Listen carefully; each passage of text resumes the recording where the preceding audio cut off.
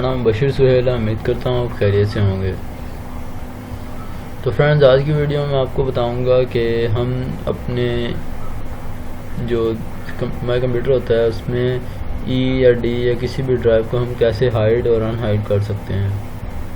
ٹھیک ہے، تو فرینڈز ویڈیو کو لاسٹ تک ضرور دیکھیے گا۔ تو ویڈیو شروع کرتے ہیں۔ سب سے پہلے آپ نے کیا کرنا ہے، آپ نے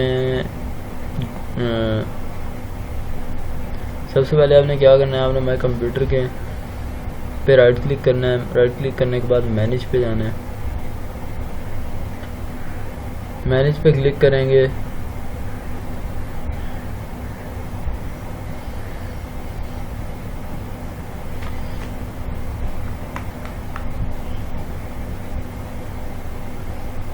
مینیج پہ کلک کرنے کے بعد آپ کے سامنے کچھ اس طرح کا انٹرفیس شو ہو جائے کمپیوٹر مینجمنٹ کا۔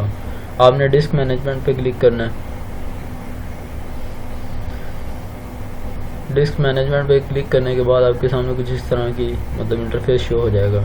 تو آپ نے یہاں سے کیا کرنا ہے، آپ جو ڈرائیو یہاں سے ہائیڈ کرنا چاہتے ہیں آپ نے اس کے اوپر جانا ہے۔ جیسے یہ ڈی ای ان کے نام شو ہو رہے ہیں، آپ نے اس کے اوپر جانا ہے، رائٹ کلک کرنا ہے اس کے اوپر جا کے۔ رائٹ کلک کرنے کے بعد آپ کو یہاں پہ آپشن ملے گا change drive letter and paths کا، آپ نے اس کے اوپر کلک کرنا ہے۔ کلک کرنے کے بعد آپ کے سامنے کچھ اس طرح کا انٹرفیس آئے گا، change drive letter and pass for ای۔ ٹھیک ہے، تو آپ نے یہاں سے کیا کرنا ہے، آپ نے یہاں سے ریموو پہ کلک کرنا ہے۔ اس بات کی ٹینشن نہیں لینی کہ پرماننٹلی ریموو ہوگا، یہ صرف آپ کے مائی کمپیوٹر سے ریموو ہوگا، اس کا آپ کے ڈیٹا کے اوپر یا آپ کی ڈرائیو کے اوپر کوئی افیکٹ نہیں ہوگا۔ ٹھیک ہے، تو یہاں سے آپ نے اس کے اوپر کلک کرنا ہے۔ کلک کرنے کے بعد آپ نے یس کرنا ہے۔ ٹھیک ہے، تو یہ دیکھیں یہاں سے یہ ای کا اوپر سے نیم ختم ہو گیا۔ ابھی جا کے میں آپ کو چیک کرواتا ہوں کہ ختم ہوا ہے یا نہیں ہوا۔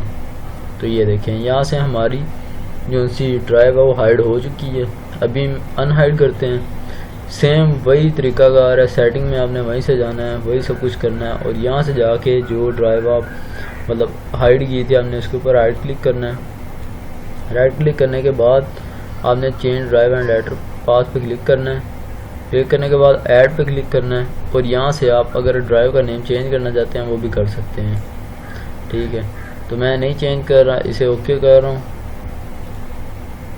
اور یہ آپ کے سامنے ابھی شو ہو جائے گا۔ ٹھیک ہے، تو یہ دیکھیں۔ تو فرینڈز، امید کرتا ہوں آپ کو ویڈیو اچھی لگی ہوگی۔ تو اپنا اور اپنے گھر والوں کا خیال رکھیے گا۔ اللہ حافظ۔